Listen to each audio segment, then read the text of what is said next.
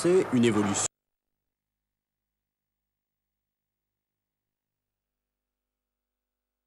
en France a du...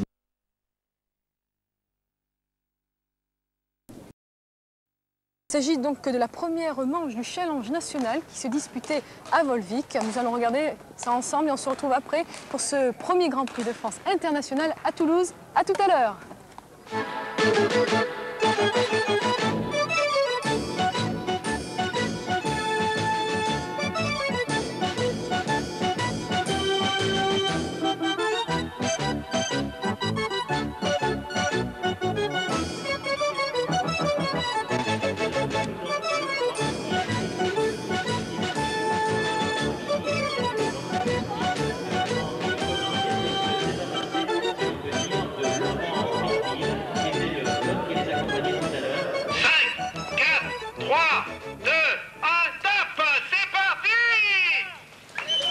Voilà, c'est parti, on les applaudit chaleureusement. 89 coureurs au départ, 89 coureurs avec 60 minutes de compétition. Volvic, 8 novembre 87. Le pays de la pierre et de l'eau est devenu aussi celui du cyclocross. Depuis 4 ans, la première des 3 manches du challenge national est organisée dans le domaine de la Société des Eaux. Les 3 précédentes éditions volvicoises ont été remportées par le même homme. Tenez, d'ailleurs, le voici, Alain Daniel, licencié au CC Flers en Normandie. Alain Daniel qui déjà règle l'allure devant Desclos, Lebras, Caillot, Gaillan, Lavenne et toute la haute volée du cyclocross national, réunis sur ce circuit de 2855 mètres à parcourir 8 fois, ce qui devrait nous amener pas très loin des 60 minutes de course réglementaire. Daniel, ça arrive. Lebras, Caillot, Gaillan, Desclos, Lavenne. Toujours Alain Daniel, suivi par Laurent Caillot, champion de France en titre, et Martial Gaillan, l'un des 8 pros de cette Open de Volvic, avec les 2 Madio, Marc et Yvon, avec leur coéquipier de Système U, Christophe Lavenne, avec les 2 Fagor, Claude Segui et Jean-Jacques Philippe, avec le Z Peugeot, Denis Roux, et avec l'indépendant Patrice Thévenard. Voilà en tout cas un beau plateau qui nous change des maigres pelotons proposés trop souvent aux aficionados du cyclocross. Il est vrai que ce challenge national, ardemment souhaité par l'ex numéro 1 français de la spécialité, devenu depuis entraîneur national, Jean-Yves Plaisance, ce challenge national a su motiver ou remotiver les coureurs et les organisateurs. Des juniors aux seniors, en passant par les espoirs, ils étaient 236 à pédaler dans les sous-bois de Volvic. Ce qui m'étonne le plus d'ailleurs, c'est quand même la participation de plus en plus importante des coureurs. Et surtout que l'effort est fait, non pas, comme on pourrait le penser quelquefois, uniquement au niveau des régions, mais surtout au niveau des clubs et même de coureurs individuels qui se déplacent pour participer à ces épreuves. C'est donc qu'il y avait une demande et un besoin réel. Ça veut dire que le cyclocross est en train de retrouver un petit peu son standing? C'est absolument indispensable, je crois, de passer par ce style d'épreuve, parce que nous sommes en France le seul pays européen, notamment, qui pratique le cyclocross et où il y a peu de rencontres de haut niveau. Dans les autres pays, c'est pratiquement tous les dimanches qu'on retrouve ce type d'épreuve. Il faut absolument poursuivre dans cette voie, c'est le seul moyen d'ailleurs de permettre un regroupement de coureurs et d'en sortir au moins une élite. Bruno Lebras devance maintenant Alain Daniel. La décision n'est pas faite en tête de la course, mais ça ne saurait tarder. Déjà à quelques distancés de choix, tel Marc Madio, sur ce circuit de Volvic que le soleil de début novembre a rendu très sec, très rapide, avec, pour les amateurs de chiffres, 1600 mètres de chemin, 840 mètres de route, 115 mètres de butte et 300 mètres de prairie. Et c'est justement dans la prairie que l'on retrouve le maillot du champion de France, Laurent Caillot. Le sociétaire de Douai n'est pas tout seul devant, non, il a dans son sillage Alain Daniel et Bruno Lebras. On est dans le 3e tour et la rupture vient de se consommer entre ces 3 hommes et les autres gros bras de la course. Daniel derrière, hein, Daniel Maquet.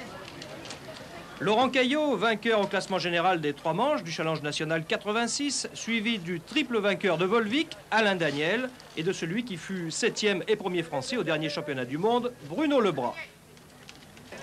Le sociétaire de l'UVC Charleville-Mézières, Daniel Maquet, pointe en 4e position à une douzaine de secondes des 3 leaders, suivi ici du breton Hilaire Desclos et d'un petit groupe où figurent Christophe Lavenne, Didier Martinez et Dominique Arnoux, alors que Martial Gaillan, retardé par une crevaison, est en train ici de passer Yvon Madio. On reconnaîtra aussi l'Aquitain Bruno Blangeois avec son dossard 24, puis l'homme du bataillon de Joinville, Jean-Pierre Dutilleul, le numéro 28, avec le 44 du VC Chaland, Philippe Prinault. On est déjà à une quarantaine de secondes des premiers.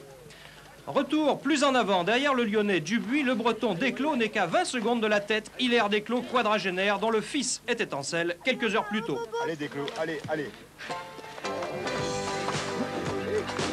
Le petit Desclos, le voici dossard numéro 1 dans la course des juniors, au cours de laquelle il devait accompagner un autre fils de père connu, à savoir Cyril Bonan, le Pyrénéen de Saint-Juéry, dossard numéro 3.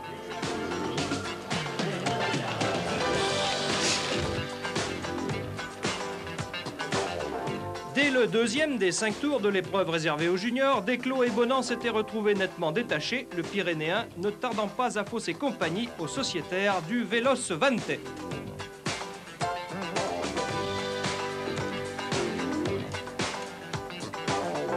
Cyril Bonan qui domine le dernier tiers de la course alors que Jacques Desclos compte ici une douzaine de secondes de retard. Derrière, il faut attendre une bonne minute avant de trouver du monde.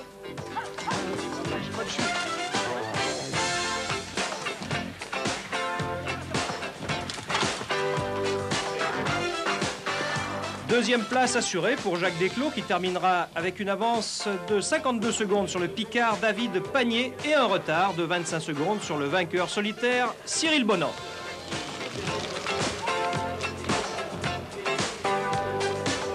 Cyril Bonan, vainqueur du trophée junior de cyclocross de la saison 86-87 pour les Pyrénées. Cyril Bonan, un spécialiste du cyclocross, il avait remporté le trophée junior des Pyrénées 86-87 de la bonne graine de champion. Par Jacques Desclos du Véloce Vantais et par David Pagné du comité de Picardie, troisième de cette même épreuve. Bonan, Desclos et Pagné.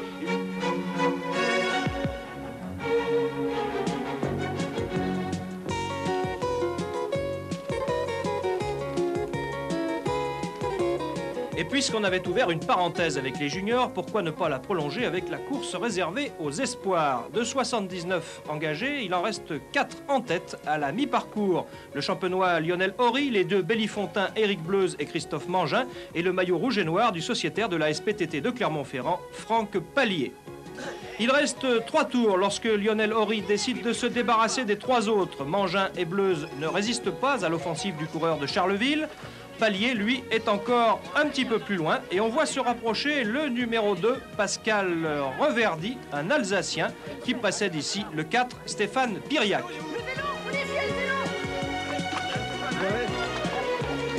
Changement de vélo pour le Castelbriantais Piriac pendant que Lionel Horry, vainqueur du Challenge National Junior l'an dernier, maintient son avance sur Mangin et Bleuze sous l'œil avisé de Jean-Yves Plaisance.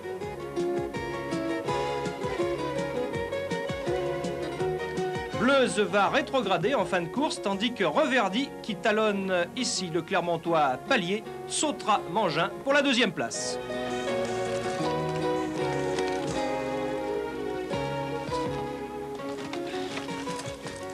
Voilà, Lionel Horry va conserver son avance, la joie limite son visage, je comprends. Lionel Horry était junior l'année dernière, il remporte cette épreuve dans la catégorie des espoirs. Lionel Horry, dossard numéro 9. Allez, on revient sans plus attendre à la course vedette. Alain Daniel tente la belle, mais Caillot et Lebras, frères ennemis, puisqu'ils porteront l'an prochain tous les deux les couleurs du club de Vasquehal, ne laissent pas l'initiative aux Normands. On est sorti à 3, on reste à 3. Le trio infernal maintient ses distances, 20 secondes sur la doublette Daniel Maquet, Martial Gaillan, le coureur de Système U ayant produit un bel effort pour remonter jusqu'ici. Martinez, Desclos, Lavenne, Dubuis, Arnoux, Quentin naviguent à 40 secondes. Yvon Madiot n'est pas trop loin, mais son frère Marc a du mal à suivre le rythme. Lui aussi en bleu, blanc, rouge et encore plus attardé, l'enfant d'adoption du pays, Gérard Guazzini. Le Saillatois, champion de France amateur sur route, a un petit peu la tête ailleurs, songeant surtout à son entrée chez les professionnels sous la direction de Ferdinand Braque, spectateur attentif de cette manche auvergnate du Challenge National. Je suis venu voir, disons, sur le terrain, un petit peu la vie, comment elle se passe par ici. Et aussi pour Gérard, c'est une question de mentalité. Je crois qu'on doit se comprendre l'un et l'autre. Et je crois que lui aussi aura beaucoup de déplacements à faire en Belgique. Et je crois que c'est tout à fait normal qu'on se déplace une fois soi-même aussi. Et la signature du contrat, alors, la priorité aux coureurs, allons-y, Gérard Guazzini. La veille, dans le studio de FR3 Auvergne, Gérard Guazzini et Ferdinand Braque avaient signé pour le meilleur et pour le pire, tandis qu'un autre ex-sociétaire de l'UC Saillat, Yves Bonamour, convolait en juste noces du côté de la Bretagne, lui aussi nouvel engagé dans l'équipe SEFB Peugeot. Merci Ferdinand, je vais vous demander J'espère maintenant... de trouver ce qui me manquait dans mon équipe, c'est-à-dire que j'espère de trouver des gars qui peuvent, disons, limiter les dégâts en montagne. Et je crois que j'aurais fait un bon choix. Quand on m'a dit qu'il fallait que j'aille signer là-bas et qu'il y avait Yves Bonamour, j'ai signé sans hésiter, car Yves, il était au club l'année passée avec moi, on s'entendait vachement bien. Et aussi, il y a Bernard Chénaud, un gars qui a déjà l'expérience, qui a déjà 4 ans de professionnalisme. J'espère qu'on fera du très bon travail et je pense qu'on a été très bien intégrés avec les Belges et on fera du très bon travail pour cette saison. Bonne route à Guazzini et Bonamour, deux des néo-pros français pour 88. Et revoici la triplette de choc qui mène la danse.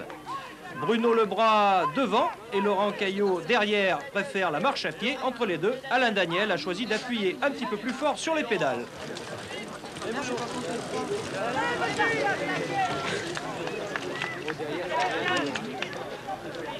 Désormais inséparable, Daniel Maquet précède Martial Gaillan. Ils ne sont pas très loin des hommes de tête, une quinzaine de secondes, mais comme ça va très vite sur ce circuit de Volvic, les secondes perdues sont difficiles à rattraper.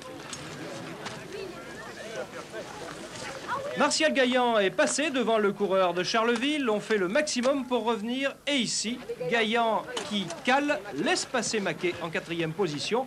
Daniel Maquet qui se rapproche un moment jusqu'à 10 secondes des leaders avant que Martial Gaillan ne lui repasse devant. On peut imaginer que la course eût peut-être connu un autre dénouement si Gaillan n'avait crevé dans le 2e tour. La crevaison qui reste l'impondérable numéro 1 des cyclocrossmen et de tous les cyclistes, malgré les progrès réalisés dans la conception des pneumatiques.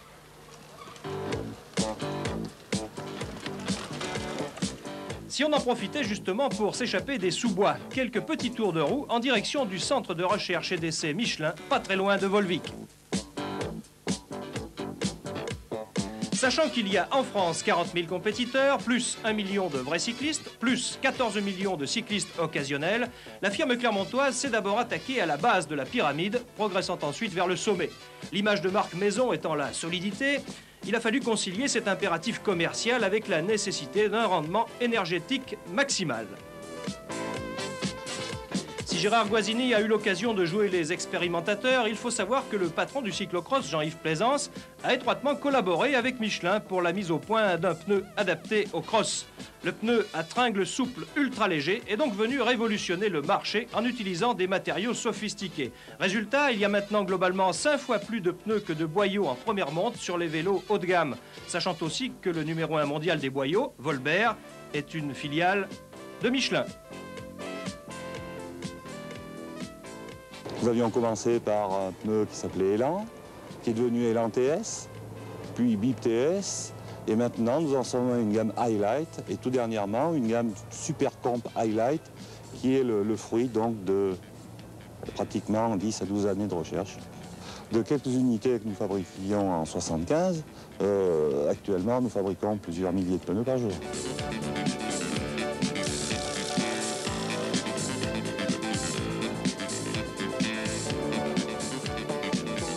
Nous profitons de tout ce qui peut se faire au point de vue recherche pour la voiture. Ce sont les mêmes personnes qui font les mêmes programmes de calcul, que ce soit pour le vélo, pour le tourisme ou pour la moto.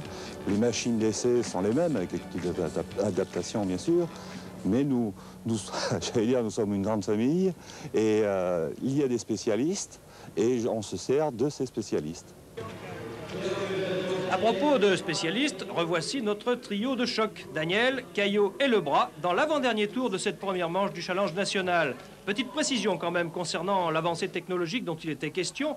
La durée de vie du pneu route haut de gamme oscille entre 2500 et 3000 km et les statistiques font apparaître une crevaison par vélo tous les 2500 à 2600 km. on peut bien s'intéresser à la course et s'instruire en même temps. On n'a pas perdu de vue nos 3 lascars et on se dit que finalement, pourquoi pas un sprint à 3 pour nous changer de la victoire solitaire d'Alain Daniel un an plus tôt sur ce même tracé. Mais voyez plutôt l'aisance de Bruno Lebras qui précède ici Alain Daniel, alors que Laurent Caillot, lui, est visiblement à la peine.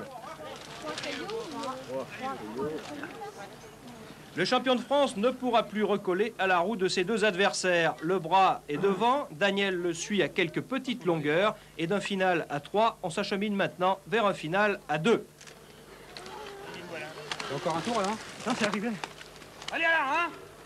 Le nordiste Caillot est à 10 secondes derrière. La 3e place lui semble déjà promise. Pour Gaillan et Maquet, plus d'espoir de victoire. L'allure imposée par Bruno Lebras les relègue maintenant à une vingtaine de secondes. Derrière Martial Gaillan et Daniel Maquet, la 6e place reviendra finalement à Denis Noël, un équipier de Bruno Lebras au CSM Persan. Denis Noël, 6e à 44 secondes du vainqueur, précédera Hilaire Desclos, 7e à 51 secondes. À 40 ans, ça n'est pas mal du tout. Et pour la 8e place, le numéro 8, Gilles Dubuis, le Lyonnais de l'UC Cours-la-Ville, qui lui aussi avait préféré courir la campagne sur ce tracé de Volvic où les organisateurs de l'Union cycliste de Saya espèrent bien accueillir le championnat de France en 90. Avec cette 4e édition du Challenge National, le site de Volvic commence à être bien rodé. Le parcours de Volvic a été choisi aussi au niveau technique et puis surtout au niveau situation géographique pour cette épreuve du challenge depuis 4 ans parce que bon, il y a des caractéristiques techniques et aussi parce que l'organisation quand même commence à être bien rodée. Pour ce qui est du championnat de France, ils sont attribués jusqu'en 1989. Pour 1990, il doit y avoir 4 ou 5 candidats pour l'instant. Et à partir de ces candidats, on est amené à établir des dossiers techniques et ensuite le choix s'établit au niveau fédéral. Mais enfin, une probabilité pour Volvic, non? Volvic est candidat déjà. Alors c'est un point. Le circuit vous plaît, vous, personnellement, en tant que patron du cyclocross? Pour moi, ce circuit correspond bien, surtout à cette période de la saison. Les caractéristiques techniques et physiques font que c'est un circuit très équilibré. L'arrivée de Bruno Lebras devant Daniel. Bruno Lebras qui prend une éclatante revanche. On s'y attendait, Bruno Lebras était apparemment le plus costaud dans le dernier tour. Alain Daniel finit à 3 secondes et Laurent Caillot à 12 secondes de Lebras. De notre cyclocross national international, Laurent Caillot. Et à 20 secondes, Gaillan et Maquet nous font ça au sprint. 4e place pour Daniel Maquet. Martial Gaillan, premier professionnel, la condition est déjà... La course fut belle, les organisateurs satisfaits, mais encore plein d'ambition. L'UC Saya attend donc les championnats de France et projette aussi de jouer le jeu du professionnalisme. Le directeur sportif Patrick Bulidon n'attend que le feu vert de son partenaire numéro 1, le directeur de Labo Centre France, qui fabrique des produits chimiques pour l'industrie et le bâtiment. Superbe cadeau pour sa première année de sponsoring, le maillot tricolore de Guazzini n'a pu qu'émoustiller cette entreprise de Clermont-Ferrand.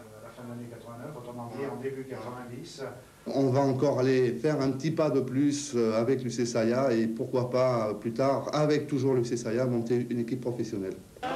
Il ne faut pas craindre de s'effondrer sous le poids de ses propres projets. Exemple d'ailleurs, le vainqueur du jour, Bruno Lebras, ex-champion de France de cyclocross à Miramas, ex-vainqueur sur la route de Paris-Vailly.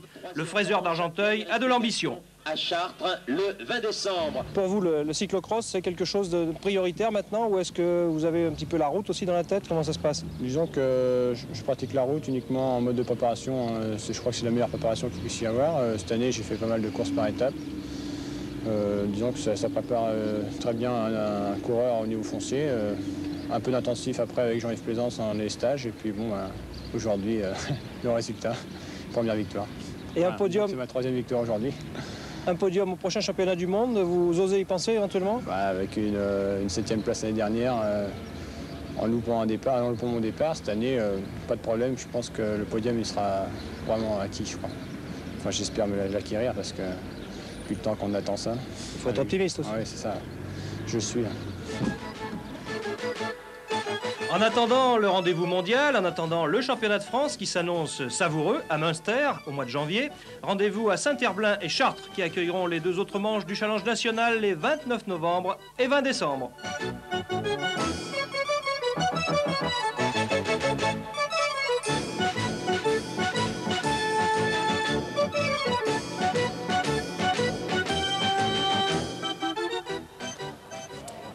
le sport de haut niveau. Il aura été un exemple pour toute une génération de coureurs, de par son courage et sa ténacité. Pour moi, c'est le dernier cours en France. C'est encore semaine prochaine, les 6 jours de Maastricht. C'est le dernier cours à Hollande. Pour moi, tout arrive enfin. Pour moi, c'est arrivé bientôt. Vraiment, les 6 jours, ce sera vraiment la dernière compétition.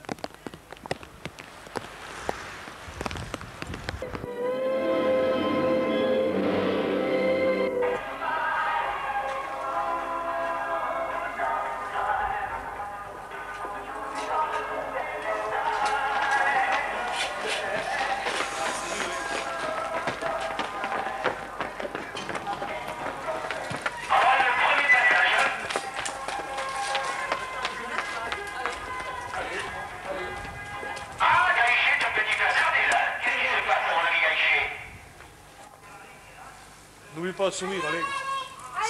C'est pour la...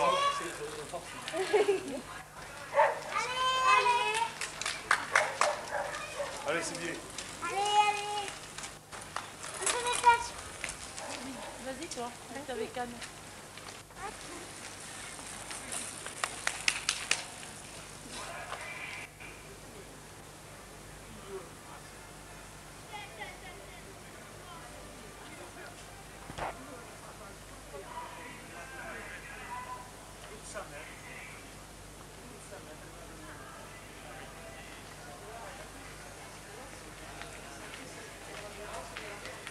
Allez, souris encore, allez. Si, encore au courant.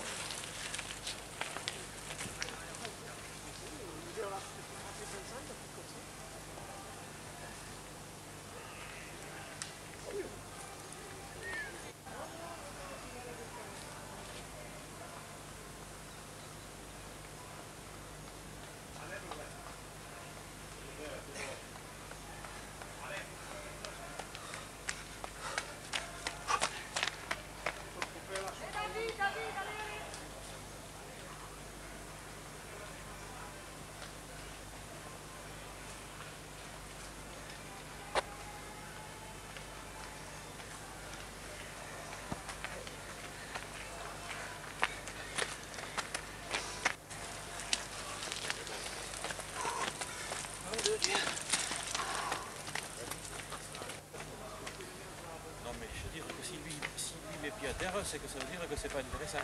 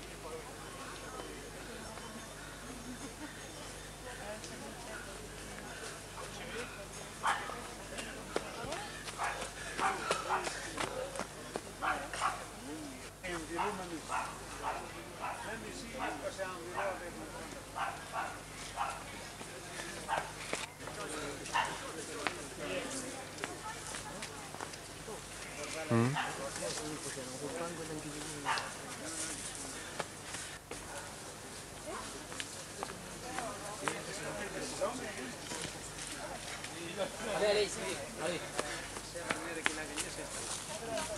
Non. Ah, il aura pris là. C'est pas grave. Ouais, faut pas.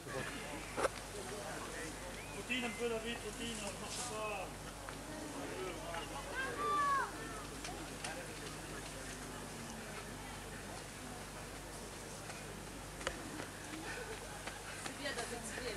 C'est mal au mauvais. Comme ça, allez,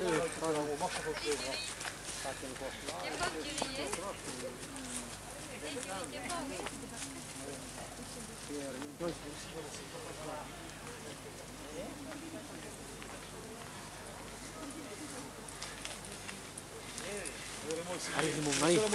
Ouais.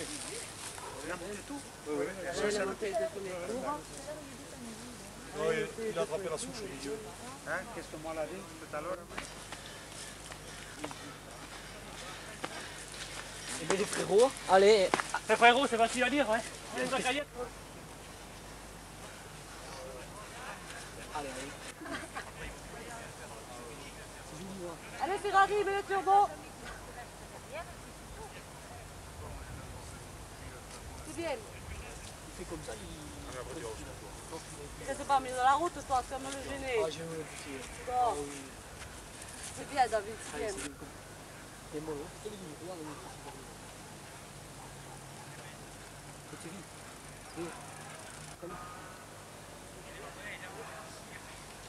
allez, c'est bon. Allez, c'est bien.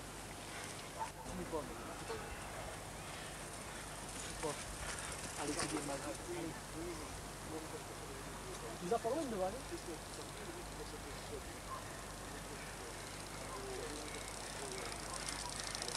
Combien il reste? 2 demi-heures. Une fois 20 minutes. Et il a largué au lieu. Ah, Thierry, allez. Il aime les circuits ou c'est plat. Quand ça descend, il a la peur.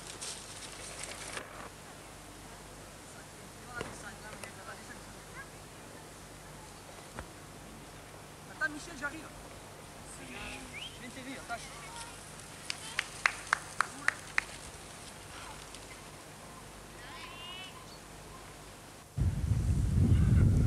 L'Angor, il est pas trop bon. Hein?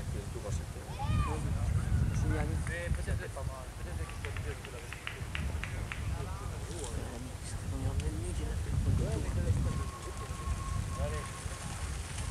championnat qui allait tenir toutes ses promesses et qui n'a pas été beaucoup en plein de suspense car c'est le tenant qui l'a emporté, Alain Lagrange. Il a récidivé de belle manière. Tout de suite, je vous invite à vivre les principaux moments donc, de ce championnat de cyclocross des Pyrénées. Tout le monde dans la boue. Après le forfait de dernière minute d'Henri Abadi, il y avait 50 coureurs au départ de ce championnat des Pyrénées qui se disputaient à Ourseby, à quelques 6 km de Tarbes. Dès le premier tour, gros pépin pour le professionnel Christian Chauvet, victime d'une blessure au tendon d'Achille. Sur un parcours extrêmement sélectif, le peloton n'allait pas tarder à s'égrener, sous l'impulsion notamment de Alain Lagrange de l'US Vicoise, qui allait imposer un train très vif devant Christophe Dupuey de Tarbes. Derrière, on notait les efforts de Garcia, Grosset et Andrieux. Ici, la côte des Vignes, principale difficulté de ce circuit, négocié très aisément par Alain Lagrange, qui avait l'avantage, c'est vrai, de connaître parfaitement le parcours. Christophe Dupuey, qui était favori avant l'épreuve, ne pouvait malgré son opiniâtreté remonter le champion des Pyrénées en titre. À l'arrière-garde, on notait beaucoup d'abandons. Seuls d'ailleurs 15 coureurs allaient pouvoir terminer.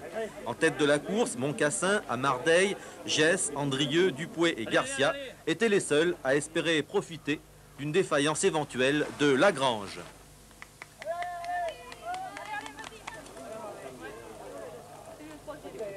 Ici Philippe Brosset, dans les sous-bois de Ourseby, très secoué.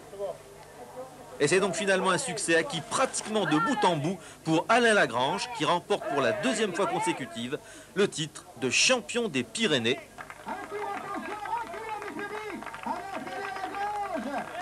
Deuxième, Gérard Andrieux de Hoche à 1 minute et 5 secondes. Et troisième, José Gess. Quatrième, Amardeille. Et cinquième, Garcia. Chez les juniors, pas de surprise non plus avec la victoire en solitaire pour le jeune Cyril Bonan, 17 ans, qui marche allègrement sur les traces de son père Henri. Bonan est champion des Pyrénées devant Fructuoso de Montauban et Patrick Vigneault de Tarbes. Benjamin, on retrouvera pratiquement tous ces coureurs la semaine prochaine à Blagnac. Exactement, je tiens à signaler que c'est Ours Belle-Île, et non pas Ours Bille, comme je l'ai dit dans la foule du reportage. Et les gens de ce pays voudront bien m'excuser. Donc, très difficile à prononcer. Voilà, Ours Belle-Île. Alors, Blagnac, ici en fait du peloton, il s'agissait du jeune Christophe Dupuey de Tarbes, actuellement sous les drapeaux au bataillon de Joinville. Il était poursuivi par Daniel Amardeille avec Laurent Jalabert et Marc Morer. Très vite, Dupuey allait prendre un écart assez important à son poursuivant immédiat. Ici, Christophe Dupuey qui va négocier l'une des principales difficultés du parcours avec brio.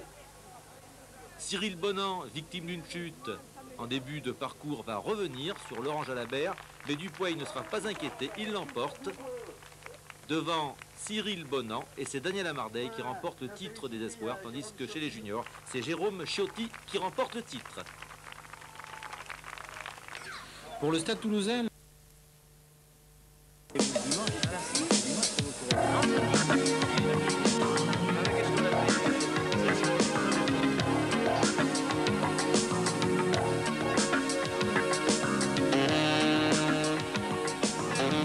le deuxième cyclocross international Open de Sablé-sur-Sarthe réunissait une bonne quarantaine de concurrents, parmi lesquels les 3 enfants du pays, les professionnels sartois, Stéphane Gay, nouvelle recrue chez Toshiba, Bernard Richard, fidèle à Fagor, et Denis Leproux qui entame sa 2e saison chez Z Peugeot. Mais ce sont 10 professionnels et une trentaine d'amateurs qui étaient au rendez-vous. Les uns et les autres ayant reconnu le parcours long de 2 km environ, il était nécessaire de remettre le matériel en état avant le départ, car le terrain était gras. Mais cela n'était pas pour faire peur aux favoris, les frères Marc et Yvon Madio, venus en voisin. Avec Martial Gaillan et Pascal Poisson, l'équipe Toshiba était la plus fournie, et Remo alignant André Chapuis et Gilles Mas, le Tchèque Milos Fizera complétant cette solide représentation professionnelle. La présence des équipes de France et britanniques amateurs renforçait l'intérêt au moment même où étaient lâchés les concurrents.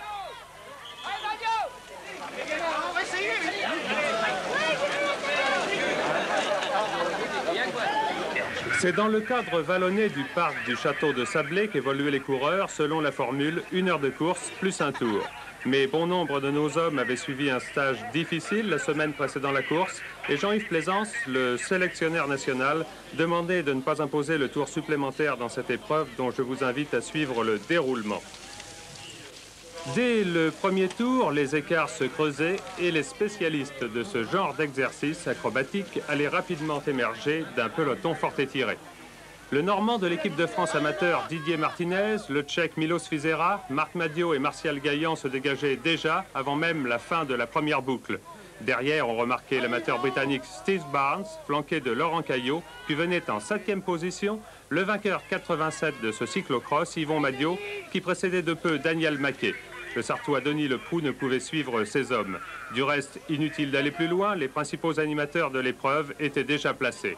Rien d'étonnant à cela, cette discipline difficile étant, je vous l'ai dit, affaire de spécialistes.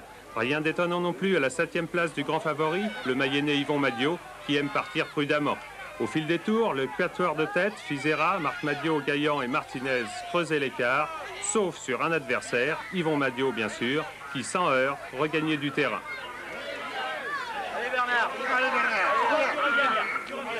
Et c'est ainsi que vers la mi-course, Martinez, Yvon Madio et Gaillan constituaient le trio de pointe, Caillot et Maquet, tous deux également de l'équipe de France amateur, étant relégués à quelques longueurs. Le Tchèque Fizera avait lâché prise. Quant à Marc Madio, victime d'un ennui de dérailleur puis d'une crevaison, il occupait le 9e rang.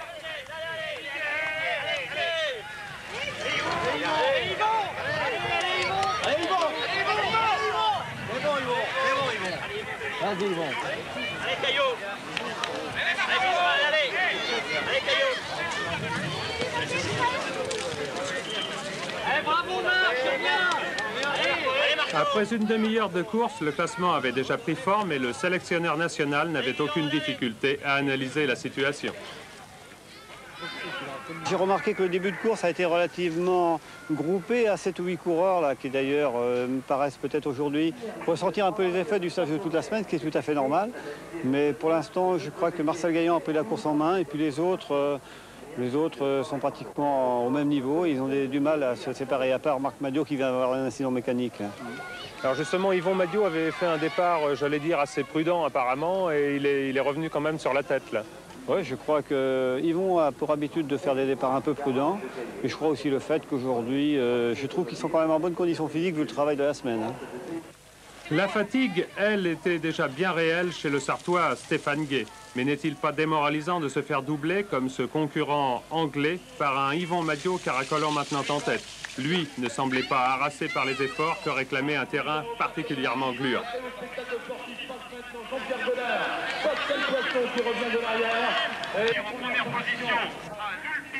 À la différence de beaucoup d'autres, Milos Fitzera changeait de vélo à chaque tour au pied de la butte et non en haut. Pour les coureurs bénéficiant de cette solution, cela permettait le nettoyage par les mécaniciens des roues, du pédalier et du dérailleur englué. Un avantage précieux pour certains.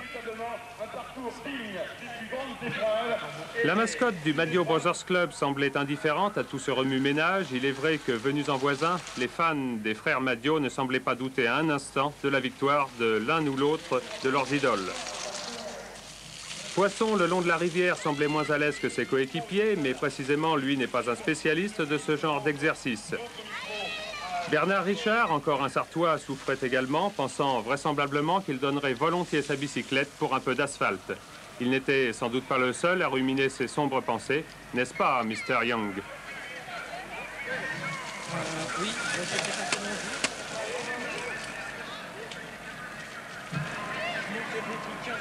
Marc Madiot, après les incidents qui l'avaient retardé, montrait que la forme était là, en regagnant plusieurs places, mais sans l'espoir d'inquiéter son frère Yvon, placé sur orbite, et qui profitait encore de la petite portion goudronnée pour lâcher son ami Martial Gaillan. Les deux professionnels avaient enfin réussi à prendre leur distance sur l'excellent Didier Martinez, qui avait l'immense mérite, après avoir vaillamment résisté, de ne pas s'avouer vaincu. Sait-on jamais ce qui peut arriver? Yvon Madiot, inaccessible, Martial Gaillan assurait le doublé Toshiba, mais leurs coéquipiers n'étaient pas tous à la fête, pas plus que les autres concurrents d'ailleurs.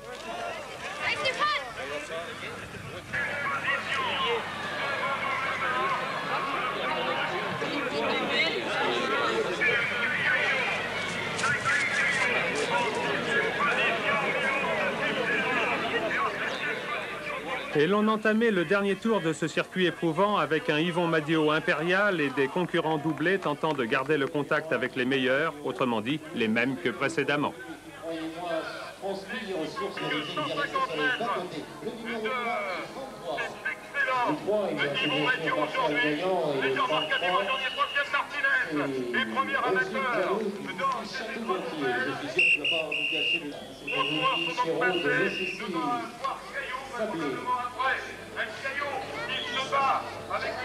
La foule estimée à 7000 spectateurs qui assistaient gratuitement à ce magnifique spectacle organisé conjointement par l'Olympique Club Cycliste Sabolien et le Lions Club local, cette foule s'était regroupée vers la ligne d'arrivée et s'apprêtait à ovationner le vainqueur, auteur d'un beau doublé, Yvon Madiot. À défaut de suspense véritable, le cadet des Madiot avait encore une fois su mettre du panache dans cette victoire, ce qui semblait de bon augure à une semaine des championnats du monde d'Angdorf. Il avait couvert les 22 km en 59 minutes et 38 secondes, reléguant son second Martial Gaillan à 15 secondes et le premier amateur Didier Martinez à 40 secondes. Marc Madiot prenait la 5e place derrière Caillot, mais devant Maquet et Fitzera. On devrait retrouver tout ce beau monde en Suisse pour le mondial. On en finirait par oublier les conditions de course difficiles, s'il en subsistait certaines traces que le vainqueur s'empressait d'effacer afin de répondre aux questions des journalistes. C'est donc apparemment très frais qu'Yvon Madiot nous a expliqué sa course. J'espérais être devant d'entrée de jeu, puisque je savais que tous les coureurs pros, c'est-à-dire Martial, Marc, fait le même problème que moi hier, avaient mal aux jambes. Parce que on est resté quand même une journée debout devant des caméras, donc je ne crois pas que ce soit la préparation idéale. Alors moi, en petit malin, je me suis dit, je vais bien m'échauffer et je vais faire le départ. Mais je crois que ça s'est un peu retourné contre moi, c'est moi qui ai été largué. D'accord, alors finalement, ça s'est pas trop mal passé par la suite. Ouais, bon, j'ai vu au bout de 2-3 tours que c'était un parcours très dur, très physique. Bon, je savais qu'il fallait être très patient et j'ai attendu. Et je suis passé à l'offensive vraiment dans le dernier quart d'heure. Marc, lui, a eu des ennuis mécaniques, sinon il était devant quand même. Bah, Marc était devant avec nous. Je pense que bon, bah, ça aurait fait un adversaire de plus. Mais enfin bon, le problème était différent avec lui puisque on est quand même frères. Mais bon, mais il n'a pas eu de bol. Vous aviez un duel avec Martial Gaillan aussi, et puis Didier Martinez. Oh, bah, le duel avec Martial, c'était un peu le duel que je prigeais avec Marc. C'est un duel sans en être un. Je crois que l'objectif principal, bon, c'était d'écarter Didier Martinez. Puisque bon, c'était un des adversaires les plus coriaces. Surtout sur un parcours comme ça, bon, il va très vite à pied et très puissant, donc pas facile à lâcher. On a eu beaucoup de temps. D'ailleurs, Martial a attaqué une première fois, j'ai attendu. Et quand je suis revenu, bon, ben, à mon tour, j'ai attaqué. Cela paraît si simple expliqué de cette façon, mais le grand frère était fier du petit. Quant à leur compère, Martial Gaillan, il sacrifiait aux autographes, rançon de la gloire oblige. Mais la foule n'était pas tout à fait rassasiée par le spectacle haut en couleur offert par les concurrents du cyclocross de Sablé-sur-Sarthe. Il lui fallait encore la cérémonie de remise des récompenses pour garder une dernière image de cette belle journée. Chacun pensait déjà à l'édition 89 et les organisateurs, même à 90, puisqu'ils espèrent recevoir le national sur ce circuit. Il est vrai que ce serait une juste récompense pour une épreuve spectaculaire. Ce n'est pas Didier Martinez, le meilleur amateur en ce dimanche chabolien, qui nous démentira. De grêle et de pluie étaient de saison et la boue de rigueur pour ce championnat du monde de cyclocross des professionnels à Hagensdorf en Suisse alémanique. 26 concurrents au départ, dont 4 Français, parmi lesquels Christophe Lavenne qui aborde en tête ici devant le Suisse Breu, mais pour peu de temps hélas, la première difficulté pédestre des 3 km d'un parcours à couvrir 7 fois.